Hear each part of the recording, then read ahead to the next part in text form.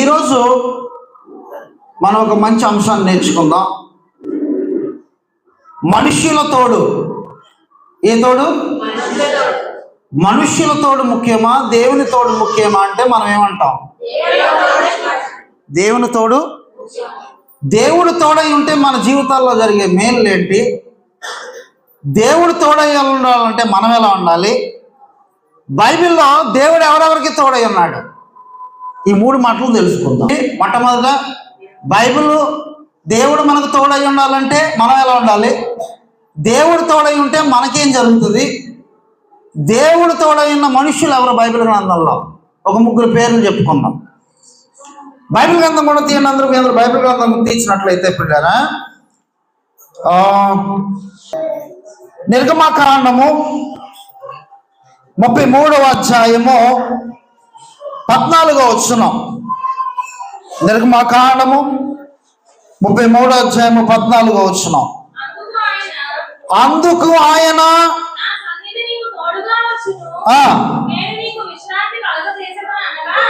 నా సన్నిధి నీకు.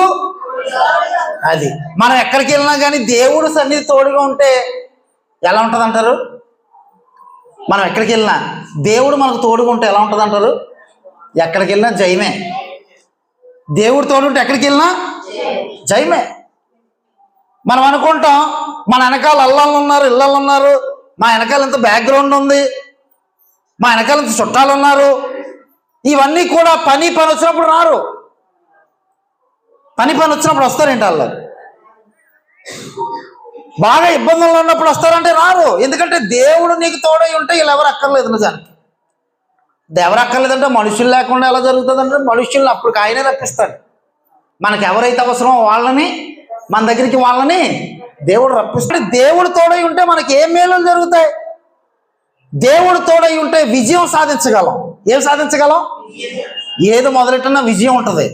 కొంతమంది చూడండి, ఎందులో చేయట్టినా నాశనం అయిపోతుందండి అంటారు. ఎందుకని? ఏ పని మొదలెట్టినా కొంతమంది నాశనం అయిపోతుంటుంది. ఆ పని పూర్తిగా వెళ్ళదు. ఎందుకంటే వాళ్ళకి ఎవరు తోడలేదంటే దేవుని తోడలేదు పిల్లరా. అదే దేవుని తోడుందనుకోండి విజయమే. మీరు బైబిల్ గ్రంథం తీస్తే దేవుడి తోడుంటే మనం విజయం సాధించగలం. శత్రువులపై విజయం సాధించగలమంట. ఎవరి మీద? శత్రువులపై. 1 సమూయేలు గ్రంథం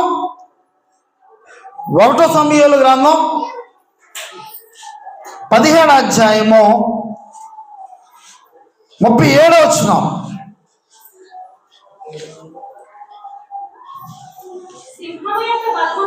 సింహము యొక్క బలము నుండి,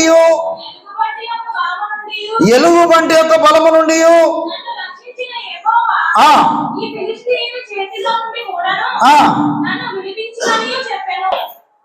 కిందన మాట ఉంది చదివితే, అందుకు సౌలు పొమ్ము. ఆమేన్. సింహాన్ని చెప్పేటప్పుడు తోడున్నాడు, ఎలుగుబంటిని చంపేటప్పుడు తోడున్నాడు. ఈడంతా ఆఫ్టర్ ఆల్ మనుష్యుడు, ఈయన్ని చంపేటప్పుడు కూడా తోడు ఉంటాడు దేవుడు అని నమ్మకంతో దావీదు ఎవరి మీకు వెళ్ళాడు? ప్రశ్న, ఎన్ని ఒడిసెలు తీశాడు? యేసుబాబు గారు ఎన్ని రాళ్ళు? అబ్బే ఆయన తీసుకున్నా ఎన్ని? 5. కానీ ఒక్కటే ఓడితే అయిపోయాడు. తీసుకున్నాయి అయితే. అంటే ఇక్కడ ఈ కథ, ఈ యొక్క విషయాన్ని బట్టి మనం అర్థం చేసుకోవాలి. నువ్వు 5 నెలల నుంచి ప్రార్థన చేయి, 5 నెలల నుంచి చేస్తున్నావు ప్రార్థన. కానీ ఏదో ఒక్కరోజు ప్రార్థనతోనే నీకున్న సమస్య పోయిందనుకో, 5 నెలల నుంచి చేస్తున్న ప్రార్థన వేస్ట్ అయిపోయినట్ట కాదు. 5 నెలల నుంచి చేస్తున్న ప్రార్థన వేస్ట్ అయిపోయినట్టు కాదు. అలాగే ఈ 4 రాళ్ళు వేస్ట్ అయిపోయినట్టు కాదు. ఉంచుకున్నాడు, 5 రాళ్ళు ఉంచుకున్నాడు, అందులో ఒక రాయితో పని అయిపోయింది. ఒకవేళ 4 రాళ్ళు తగలపోయినప్పుడు చివరి రాయి తగిలిందంటే మంచిదే కదా. 4 రాళ్ళు గురి తప్పిపోయాయి, 5వ రాయి తగిలిందంటే అది కూడా గొప్పదే. దేవుడు తోడై ఉంటే నువ్వు విజయం సాధిస్తావు. దావీదు ఎలా విజయం సాధించాడు? అలాగా నువ్వు ఏ ప్రయత్నం మొదలు పెట్టినా నువ్వు విజయం సాధిస్తావు. ఇంకొక మాట కూడా చూస్తే అక్కడ బైబిల్ గ్రంథంలోనే ఉంటుంది. రెండో మాట ఏంటనంటే మనం స్థిరపడతామంట. దేవుడు తోడుంటే ఏం చేస్తాం అంటే స్థిరపడతామంటే కొంతమంది స్థిరం ఉండదు, స్థిరం లేక అటు ఇటు తిరుగుతారు. ఆ జాబ్ అంటారు, ఈ జాబ్ అంటారు, ఆ పని అంటారు, ఈ పని అంటారు, ఆ వ్యాపారం అంటారు, ఈ వ్యాపారం అంటారు, చివరికి అన్ని వ్యాపారాలు చేసి జెండా ఎత్తేస్తారు. అలాంటి వాళ్ళు ఉన్నారు లేదా? ఉన్నారు. అంటే స్థిరం లేని వాళ్ళు.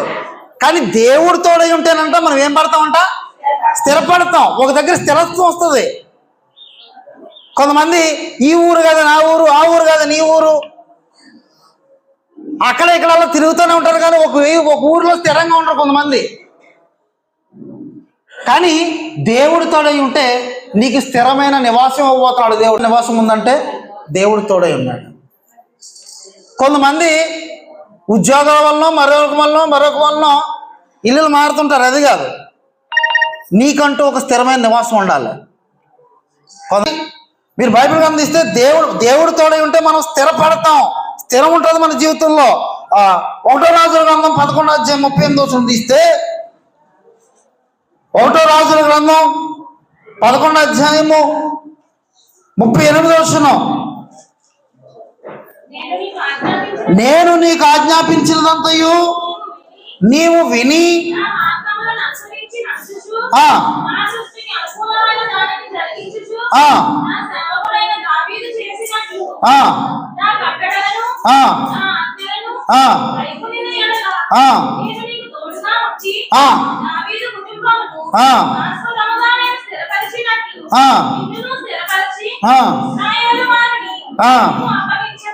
ఇక్కడ ఏ మాట కనపడింది? స్థిరపరచి. ఏ మాట? స్థిరపరచి. అక్కడ దావీదు కుటుంబాన్ని ఎలాగైతే స్థిరపరుస్తానో నిన్ను కూడా అలా స్థిరపరుస్తానని దేవుడు మాట ఇచ్చాడు. ఈరోజు దావీదుని ఎలాగైతే స్థిరపరిచాడో నీవు కూడా స్థిరపడాలంటే, నీ జీవితం బాగుపడాలంటే నీకెవరు తోడై ఉండాలి? దేవుడు తోడై ఉండాలి. దేవుడు తోడై ఉంటే స్థిరపడతాం. రెండో మాట ఏంటి? స్థిరపడతాం. మొట్టమొదటి ఏంటి? విజయం సాధిస్తాం దేవుడు తోడై ఉంటే. రెండు, స్థిరం కలుగుతుంది మన జీవితంలో. మూడో మాట చూస్తే ప్రియులారా, మూడో మాట అడుగు పెట్టిన స్థలం వల్ల ఆశీర్వదింపబడుతుందంట. ఏంటంట? అడుగు పెట్టిన స్థలం వల్ల ఆశీర్వదింపబడుతుంది. కొంతమంది ఎన్ని ఊర్లు దాటినా, ఎన్ని ఇళ్ళు దాటినా వాస్తు కుదరక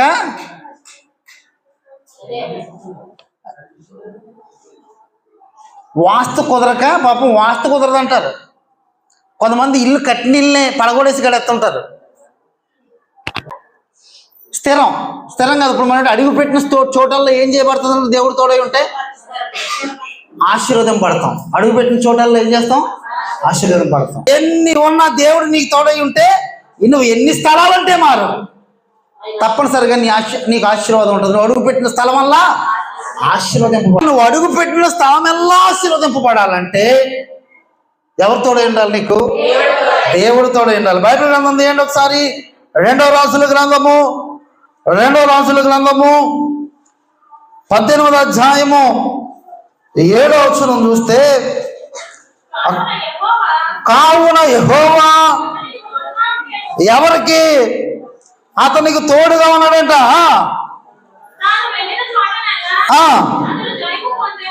తోడుగా వెళ్ళాడంతే.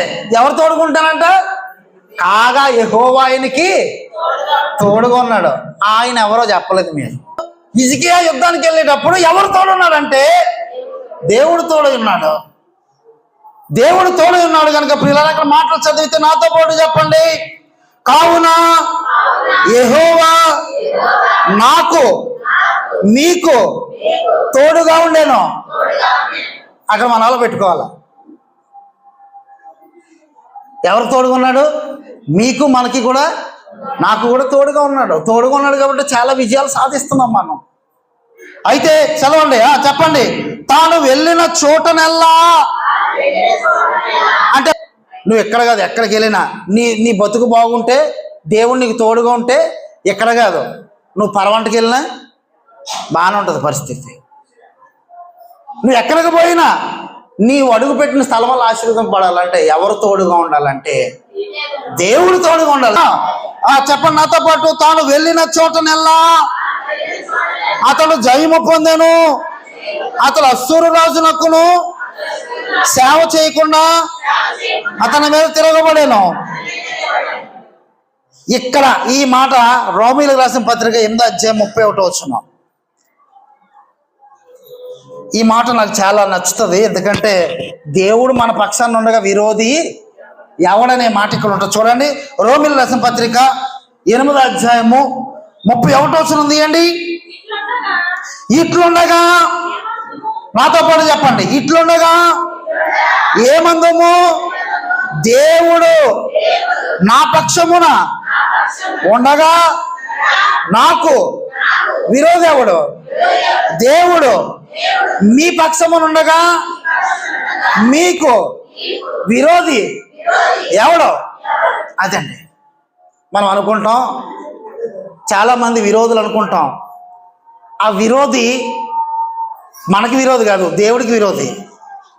మనం క్రైస్తవులంగా ఉన్నప్పటికీ, నీతిగా ఉన్నప్పటికీ కూడా మనకు విరోధులు తయారయ్యారు అనుకోండి, ఆడెవడు నీ విరోధి కాదాడు. ఎవరు విరోధి? దేవుడు తోడుంటేనంటే విరోధులు ఉండరంట. దేవుడు తోడుంటే మనకి విరోధులు ఉండరు. కాబట్టి నీవు నేను కోరుకోవాల్సింది ఏంటంటే మనకు దేవుడు తోడై ఉండాలని కోరుకుందాం. దేవుడు నీకు తోడై ఉంటే విరోధి కూడా ఉండడు. ఎన్ని మాటలు చెప్పుకున్నా, మొట్టమొదటి దేవుడు తోడై ఉంటే ఏం చేస్తామంట? విజయం సాధిస్తాం. ఎందులోకి వెళ్ళినా విజయం సాధిస్తాం. 2, స్థిరపడతాం. 3, అడుగు పెట్టిన చోటల్లా ఆశీర్వాదం పడుతుంది. మరి ఇంకొక మాట, మనం ఎక్కడికి వెళ్ళినా మనకు విరోధి ఉండడు, దేవుడు తోడై ఉంటాయి. దేవుడిలో ఇంకొక మాట కూడా చూస్తే 4వ మాట, మన సరిహద్దులను విశాలపరుస్తాడు.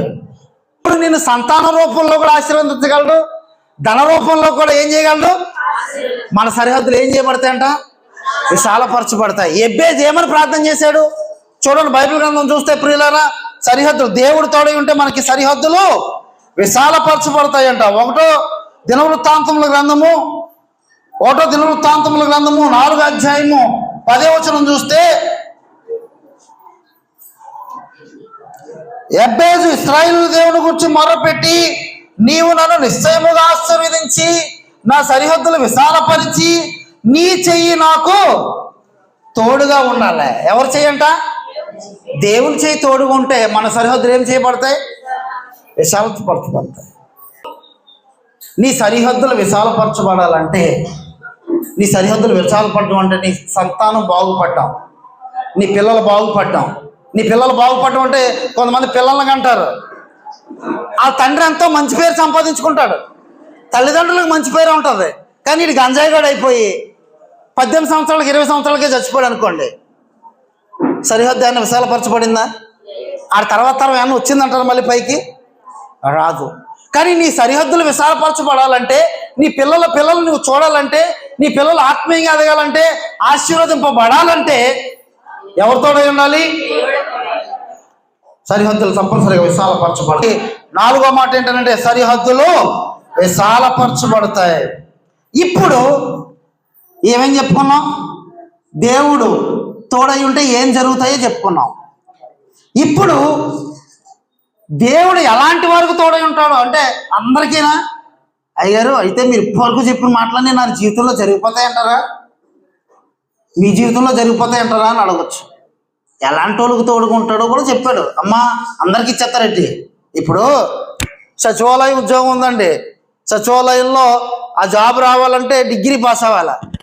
అంతేకాని 10th ఫెయిల్ అయిపోయి నేను వెళ్ళి నాకు సచివాలయంలో ఉద్యోగం ఉండంటే ఏమంటాడు? ఇంటర్ 6 సబ్జెక్టులు 6 సంవత్సరాలు రాశాడంటే ఒకడు, ఒక్కో సంవత్సరానికి ఒక్కో సబ్జెక్టు, ఆడెళ్ళి ఉద్యోగం అడిగి తెస్తారా? దానికి ఏముండాలి? కేసుని బట్టే మనకు ఉద్యోగం, మన చదువును బట్టే. కలెక్టర్ అవ్వాలంటే కలెక్టర్కి కావాల్సిన చదువు చదవాలా, పోలీస్ అవ్వాలంటే పోలీసుకి కావాల్సిన చదువు చదవాలా. కనీసం 10th కూడా పాస్ అవ్వకుండా ఉద్యోగం రావాలంటే రాదు. అలాగే అందరికీ తోడై ఉంటాడా అంటే అందరికీ తోడై ఉండడు.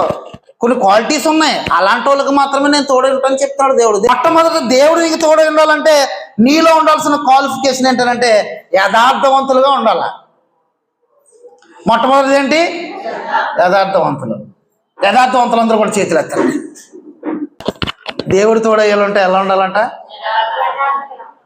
యథార్థవంతులుగా ఉంటే తోడై ఉంటాడు. నీలో నాలో యథార్థత లేకుండా కొన్నిసార్లు మనకు యథార్థత ఉండదు.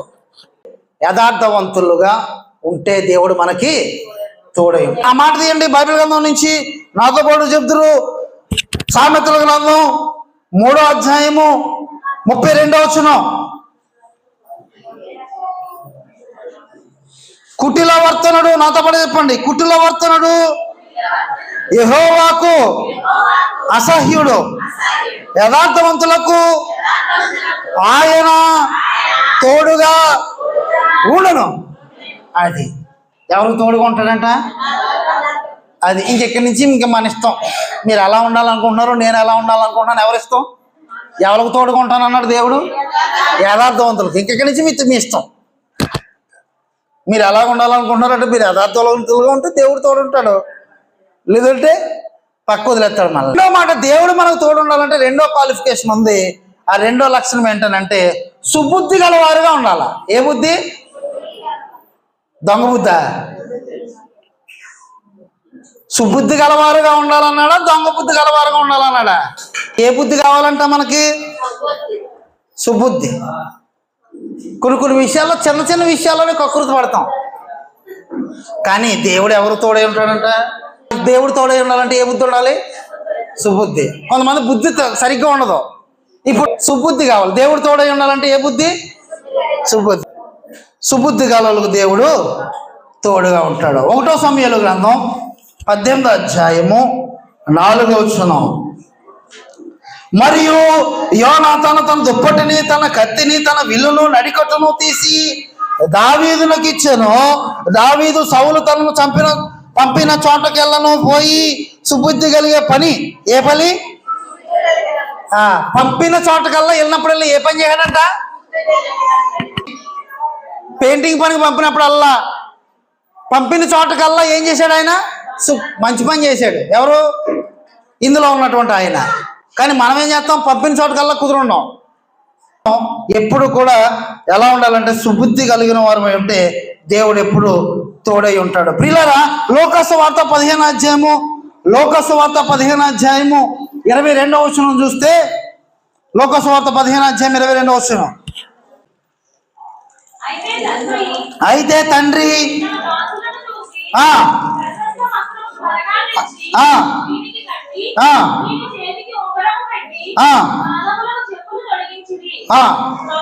చాలు.